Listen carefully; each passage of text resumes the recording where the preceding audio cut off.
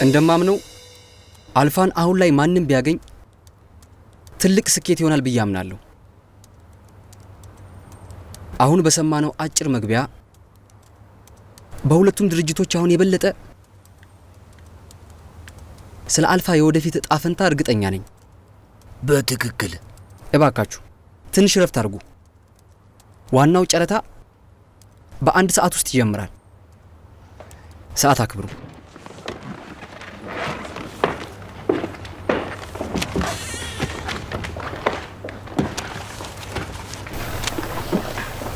እንሂድ።